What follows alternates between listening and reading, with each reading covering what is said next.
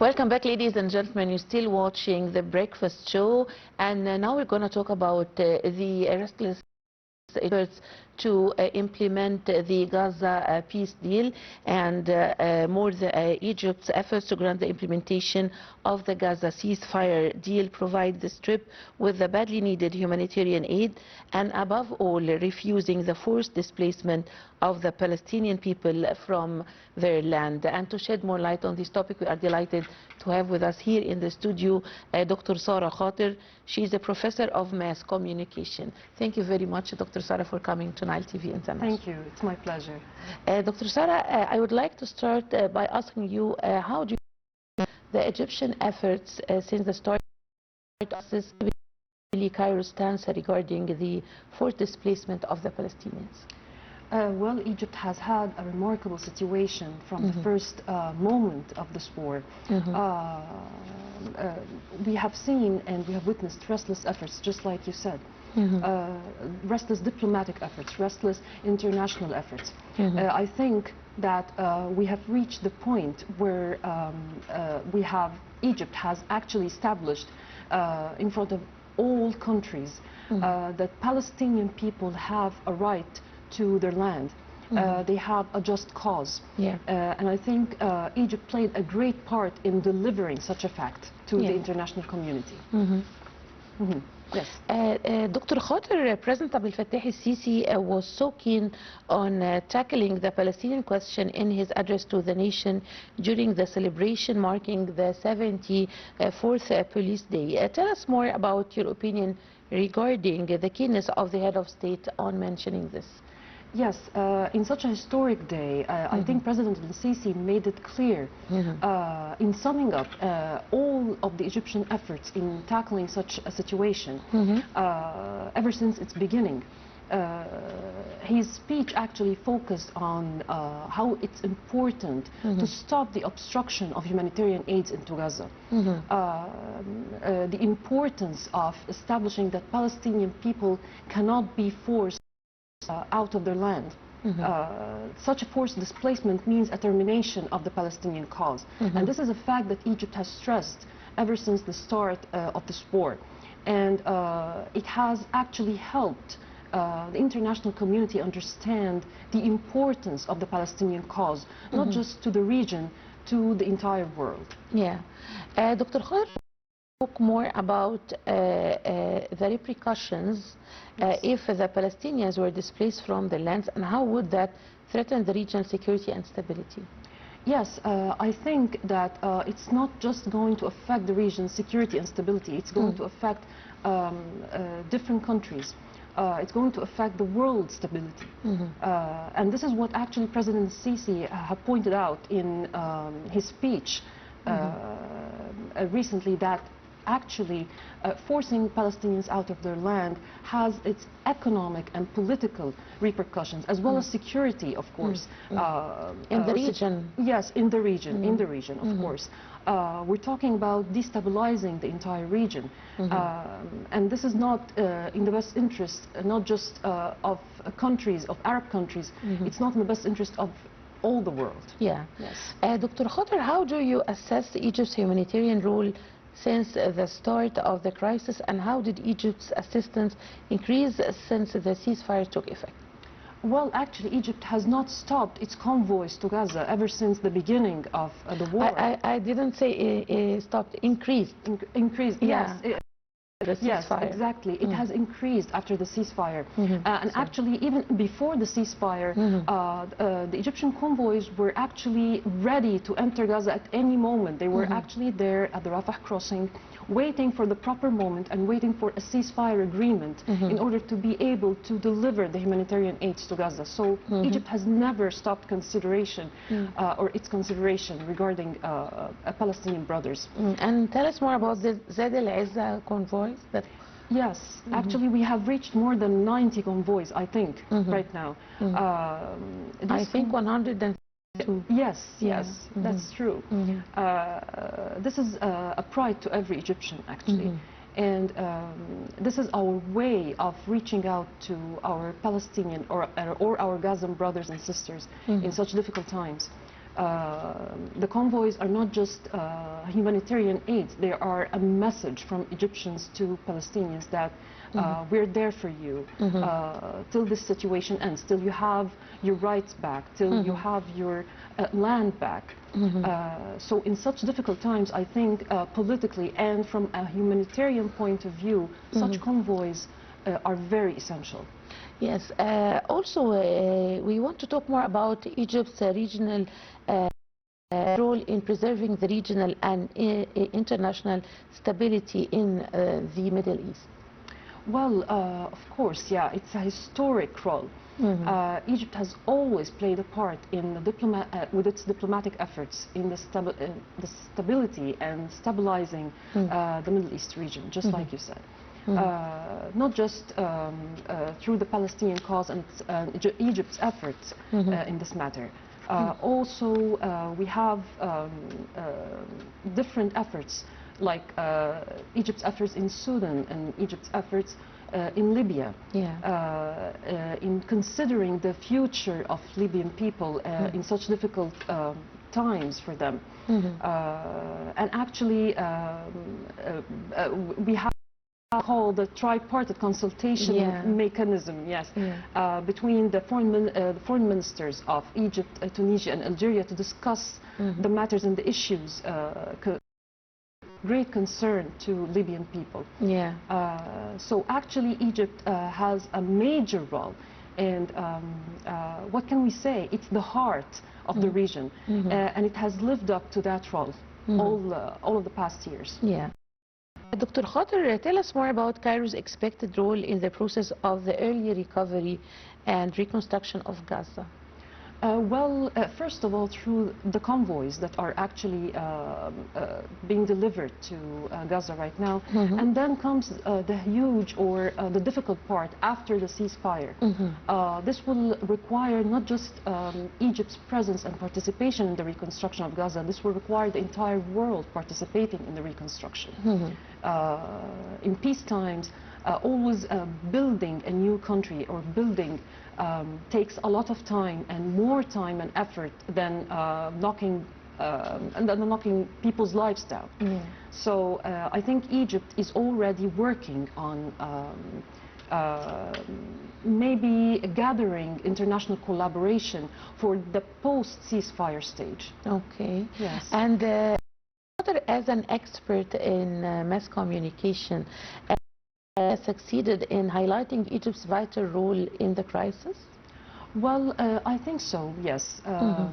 Actually, the media succeeded to a good extent in highlighting such a role by focusing on the different efforts by the foreign minister, by President Sisi, by the entire government, in establishing the fact that the forced displacement of Palestinians is rejected. It's a red line.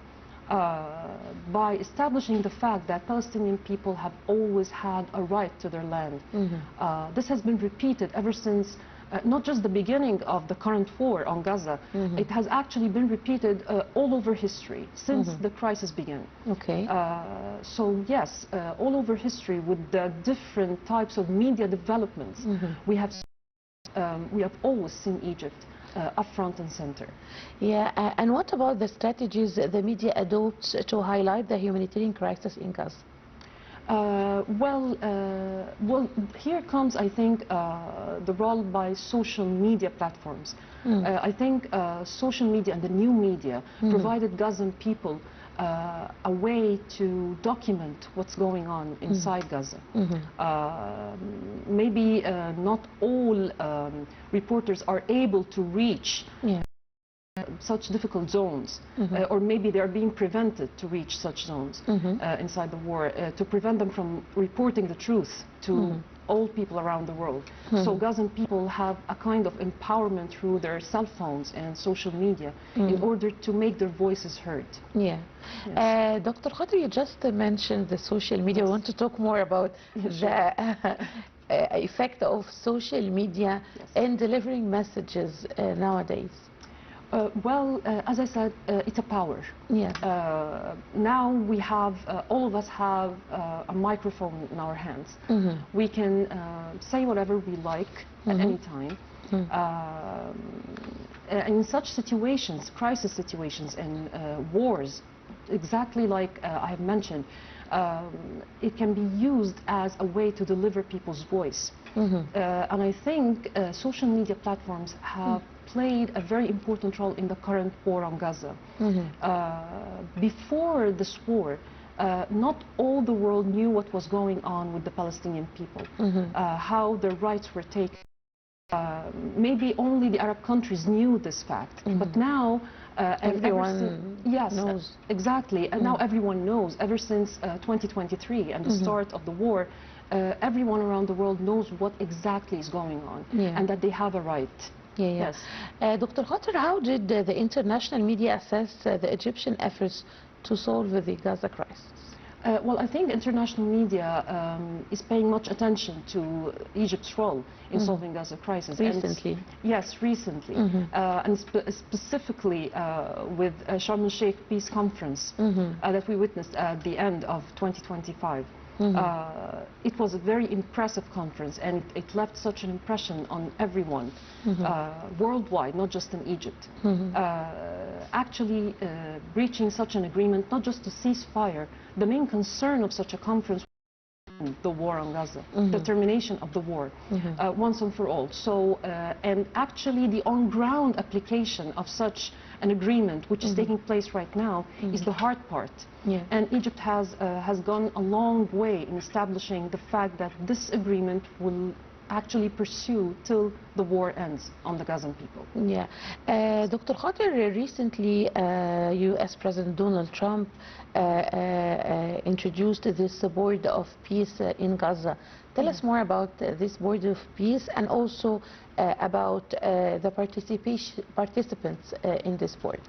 The Council of Peace is an important step in establishing the new reality that the war on Gaza is finally going to be over. And it's a new way to maybe manage the post-war period of time until it is settled and that Palestinian people can actually run their own governments and their own land.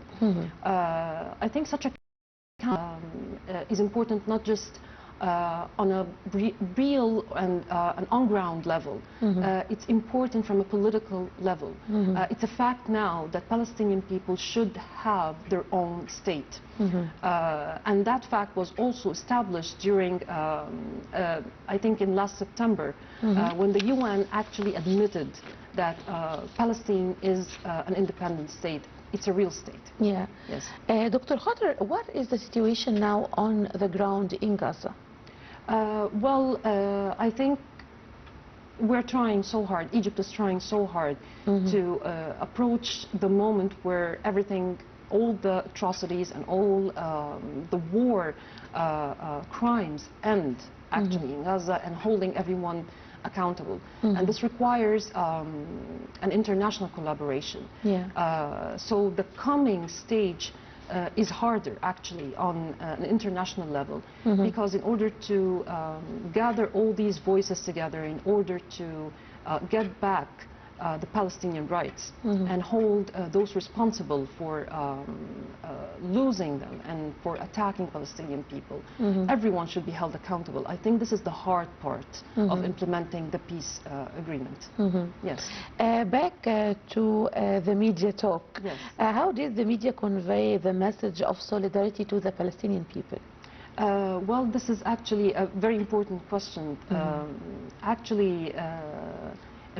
Traditional media and social media, they have conveyed that everyone in the world, all people all around the world, they're actually sympathizing with Palestinian people.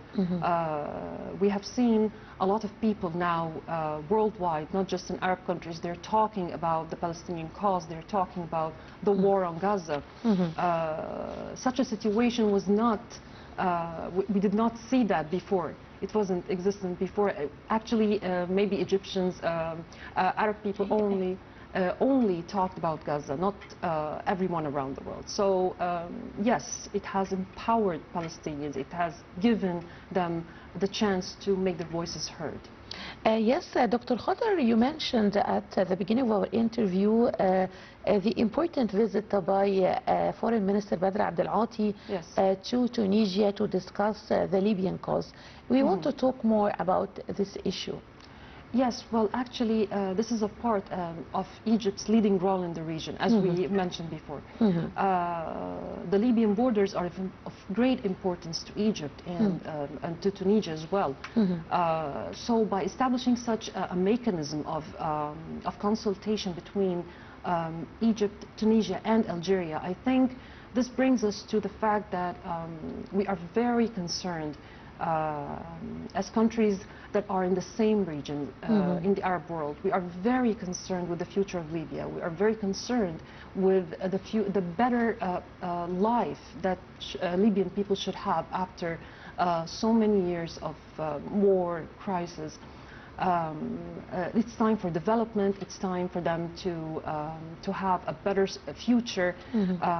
So I think by establishing such a mechanism, this will make a way or pave the way for a better future for the Libyan people.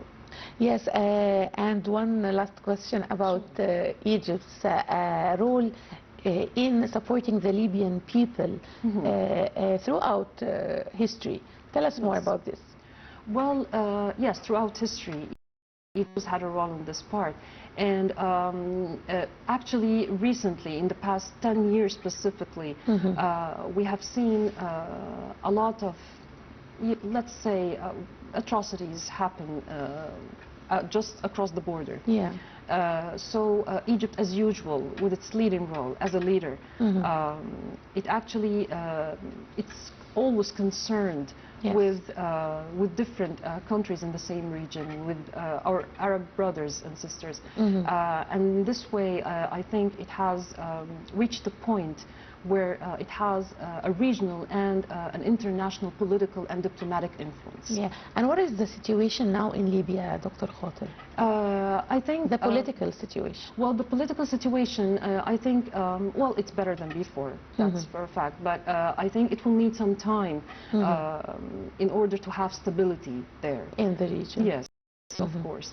And this is why Egypt is very concerned. It's very much concerned nowadays, specifically with the situation in Libya, in order to make them cross the current period of time into a better situation and a better future. Yes, we hope so. Yeah, sure. Well, Dr. Sara Khater, the Professor of Mass Communication, thank you very much for joining us today in Nile TV International. Thank you. Thank you, Dr. Sara.